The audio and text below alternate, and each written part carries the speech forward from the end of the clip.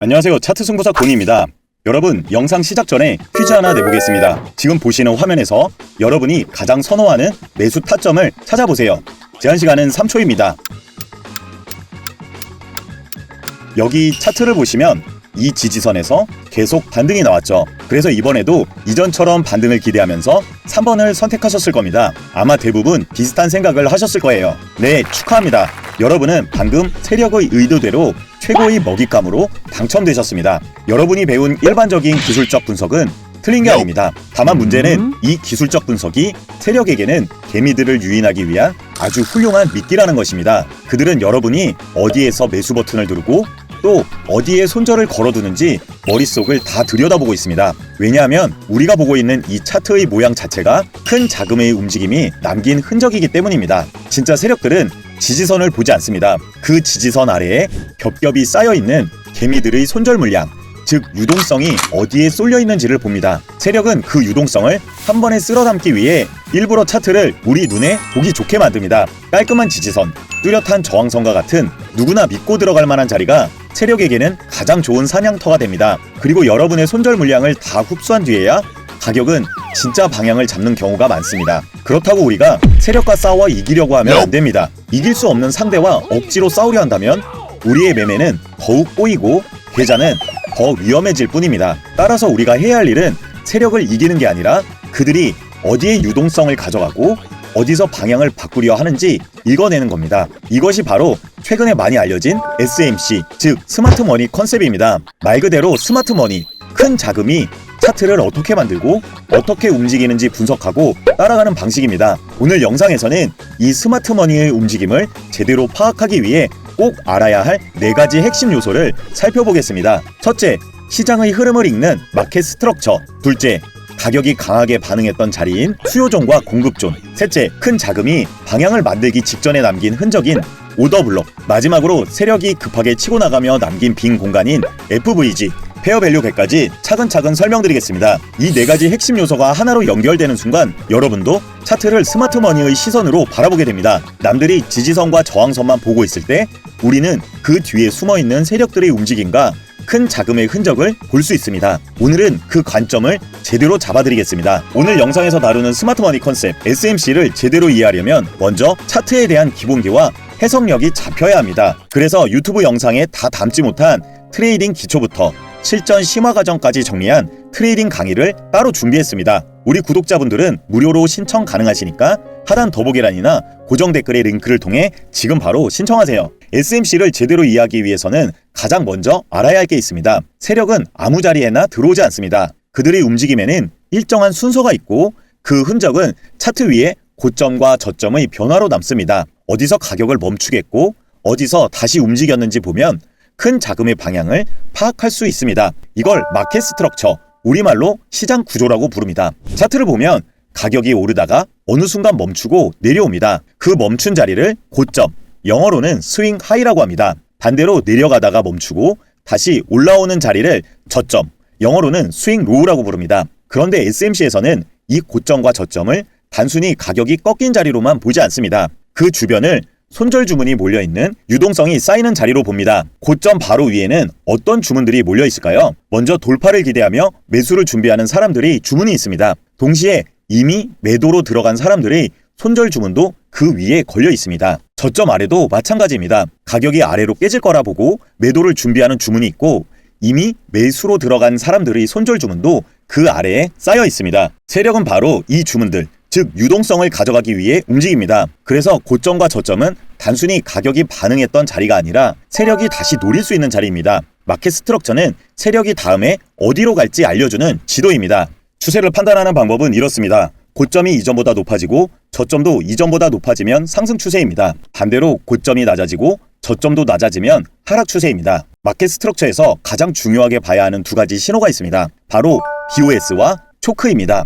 먼저 BOS는 브레이크 오브 스트럭처, 구조 돌파입니다. 기존 추세 방향으로 구조가 이어지는 신호입니다. 상승 추세에서 이전 고점을 강하게 넘어서는 것, 하락 추세에서 이전 저점을 뚫는 것입니다. 이게 왜 중요할까요? BOS가 나왔다는 건 세력이 기존 방향으로 힘을 이어가고 있다는 신호이기 때문입니다. 상승 추세에서는 세력이 고점 위에 쌓인 매도자들의 손절 물량을 가져가면서 위로 치고 나간 겁니다. 반대로 하락 추세에서는 저점 아래 쌓여있던 매수자들의 손절 물량을 가져가면서 아래로 밀어낸 겁니다. 결국 BOS는 단순히 선 하나를 넘는 장면이 아니라 그 구간에 실제로 강한 힘이 들어왔다는 확인 신호로 봐야 합니다. 다음은 초크, 추세 전환입니다. 초크는 흐름이 바뀌기 시작하는 첫 번째 경고 신호입니다. 하락 추세였던 가격이 이전 고점을 처음 넘어서는 순간, 혹은 상승 추세였던 가격이 이전 저점을 처음 깨는 순간입니다. 이 시점에서 추세가 완전히 바뀐 것은 아닙니다. 하지만 지금까지와 다른 움직임이 나오기 시작했다는 경계선입니다. 초크 이후 반대 방향으로 BOS까지 이어지면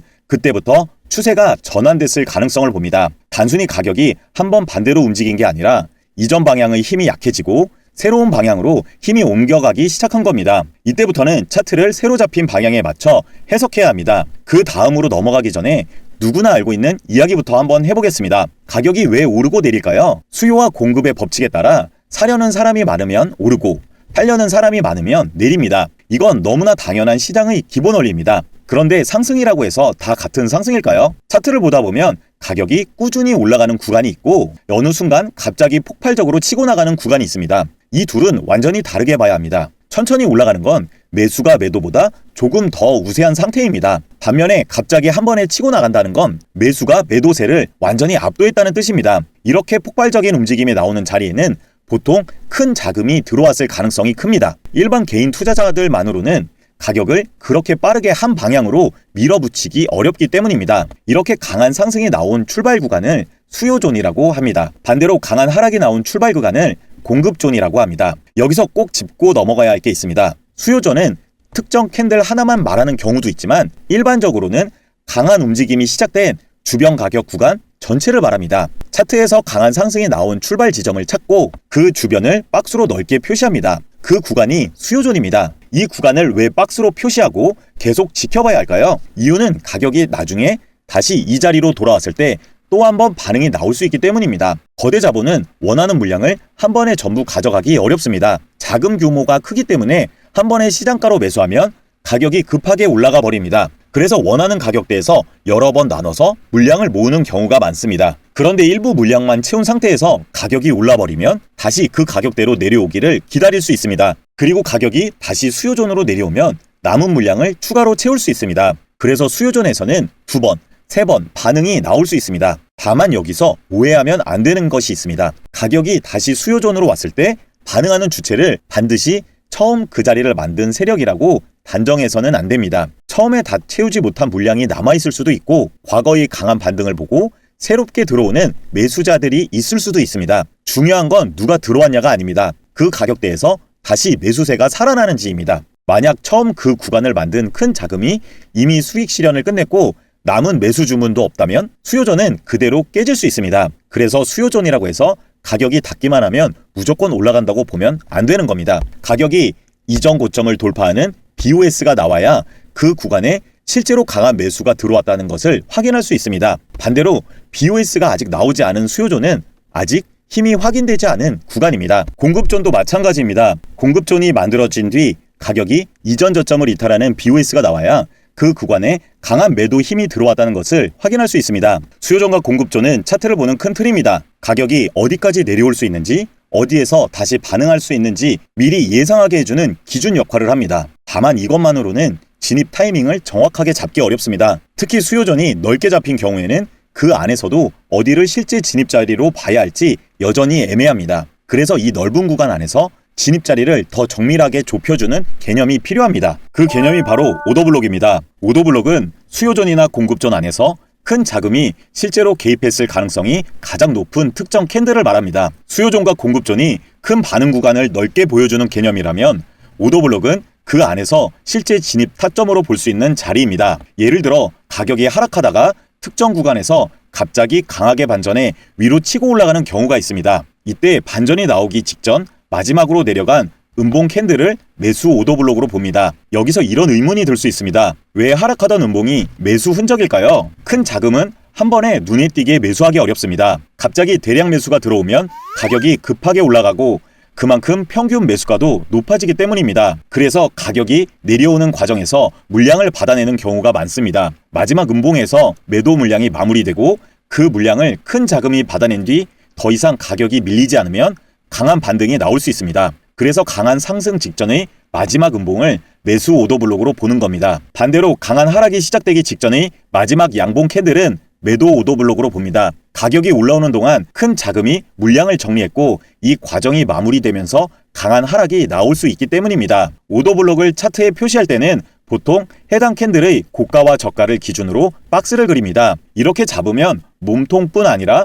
꼬리 구간까지 포함됩니다. 특히 꼬리가 긴 캔들은 그 구간에서 손절 물량이나 추가 유동성이 발생했을 가능성이 있기 때문에 함께 봐야 합니다. 이 오더블록이 실제로 강하게 작동할 자리인지 판단하려면 몇 가지 조건을 함께 확인해야 합니다. 먼저 오더블록 이후 가격이 실제로 강하게 치고 나가는지를 봐야 합니다. 오더블록은 단순히 특정 캔들 하나를 찾는 개념이 아니라 그 자리에서 실제로 큰 힘이 들어왔고 그 힘이 이후 움직임으로 이어지는지까지 확인해야 의미가 생깁니다. 또한 오더블록은 첫 번째 되돌림을 가장 중요하게 봅니다. 앞에서 수요조는 넓은 후보 구간이 있기 때문에 한 번, 두 번 반응이 나올 수 있다고 말씀드렸습니다. 하지만 오더블록은 그 넓은 구간 안에서 더 좁게 잡은 핵심 캔들입니다. 범위가 좁은 만큼 가격이 처음 그 영역에 다시 닿았을 때 남아있던 주문이 가장 강하게 반응할 가능성이 큽니다. 반대로 이미 한 번 테스트가 끝난 오더블록은 그 구간의 주문이 일부 소진됐을 수 있습니다. 그리고 시장 참여자들의 관심도 약해질 수 있기 때문에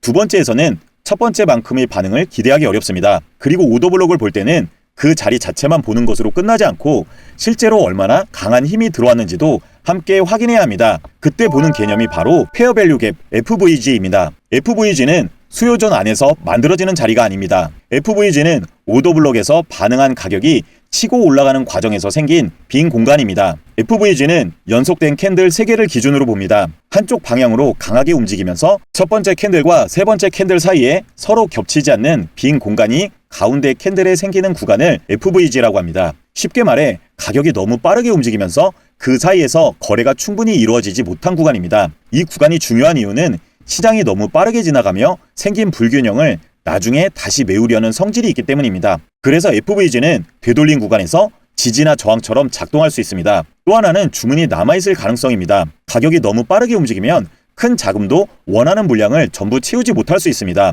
그래서 가격이 다시 FVG 구간으로 돌아왔을 때 남아있던 주문이 체결되거나 그 구간을 보고 새롭게 들어오는 참여자들이 생기면 반응이 나올 수 있습니다. 다만 FVG라고 해서 전부 같은 반응이 나오는 건 아닙니다. 그래서 믿을 수 있는 FVG를 판단할 때는 5가지를 봅니다. 첫째, 아직 한 번도 채워지지 않은 FVG인지 확인합니다. FVG도 보통 오더블록처럼 처음 되돌아왔을 때 가장 강하게 반응하는 경우가 많습니다. 하지만 이미 가격이 그 구간을 한 번 통과했다면 다시 돌아왔을 때 같은 반응을 기대하기는 어렵습니다. 둘째, 종가로 판단해야 합니다. 가격이 FVG 안으로 들어왔다가 그 안에서 마감하거나 꼬리가 잠깐 벗어났지만 종가로 다시 안에서 마감했다면 아직 반응을 기대할 수 있습니다. 하지만 캔들이 FVG를 종가로 완전히 벗어나 마감해버리면 그 FVG의 신뢰도는 크게 떨어지고 이후 하락의 가능성이 커집니다. 중요한 건 꼬리가 잠깐 벗어났는지가 아니라 종가가 어디에서 마감되는지입니다.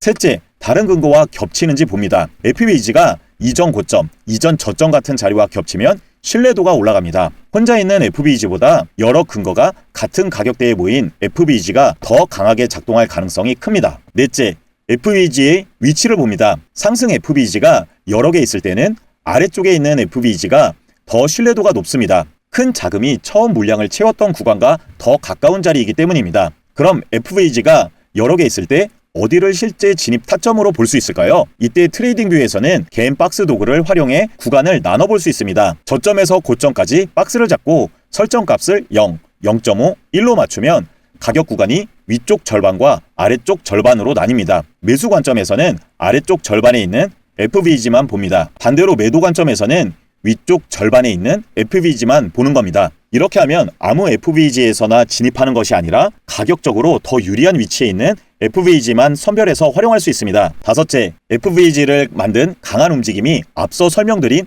구조 돌파인 BOS로 이어졌는지 확인합니다. 상승에서는 이전 고점 돌파입니다. BOS가 나왔다는 건 그 FVG가 단순한 빈 공간이 아니라 실제 방향을 만든 강한 움직임 속에서 만들어졌다는 의미입니다. BOS 없이 만들어진 FVG는 방향이 확인되지 않은 상태입니다. 그런 자리에서는 진입 근거가 충분하지 않습니다. 지금까지 수요존, 오더블록, FVG를 모두 살펴봤습니다. 이 세 가지는 따로 떨어진 개념처럼 느껴질 수 있습니다. 하지만 실제 차트에서는 같은 움직임 안에서 서로 다른 위치에 남겨진 흔적입니다. 그래서 이 세 가지가 반드시 한 곳에 겹쳐야 하는 조건이 아니라는 겁니다. 같은 상승 움직임에서 만들어졌지만 수요조는 출발 구간, 오더블록은 전환 직전의 마지막 캔들, FVG는 상승 과정에서 생긴 빈 공간입니다. 각자 위치가 다르고 역할도 다릅니다. 이제 이 개념들을 종합해서 실전 차트에서 어떻게 적용하는지 살펴보겠습니다. 첫 번째 단계, 마켓 스트럭처로 방향을 확인합니다. 고점과 저점이 계단식으로 올라가고 있으면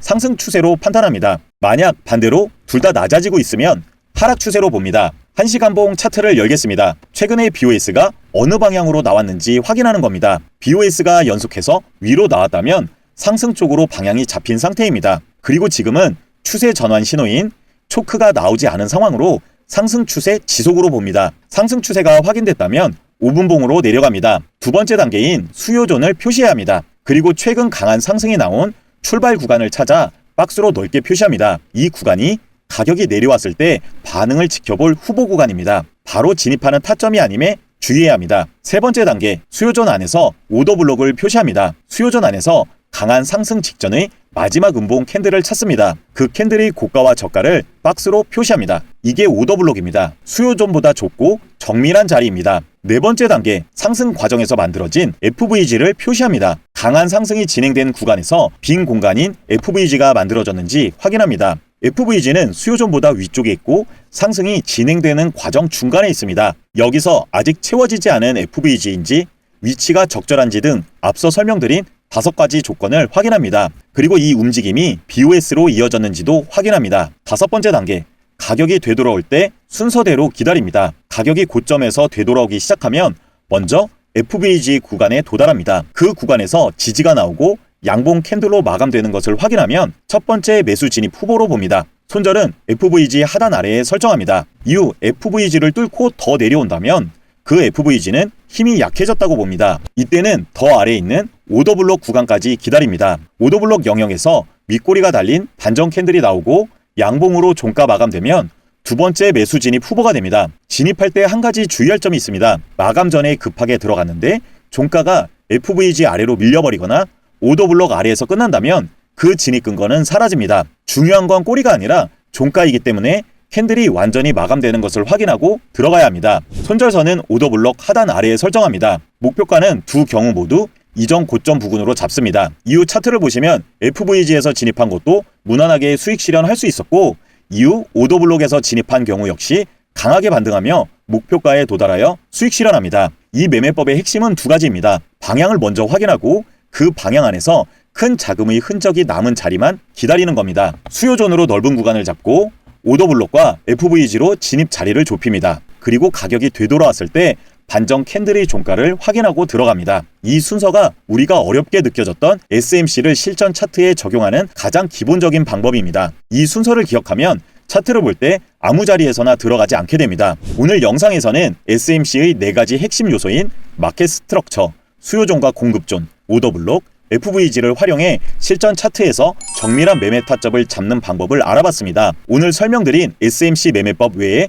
다양한 SMC 매매법이 정리된 전자책을 우리 구독자분들께 무료로 제공해드리겠습니다. 필요하신 분들은 우선 댓글에 스마트머니라고 남겨주시고 고정 댓글이나 하단 더보기 링크로 들어오셔서 스마트머니라고 메시지를 보내주시면 확인되는 대로 PDF 파일을 보내드리겠습니다. 지금까지 차트승부사 곤이었습니다.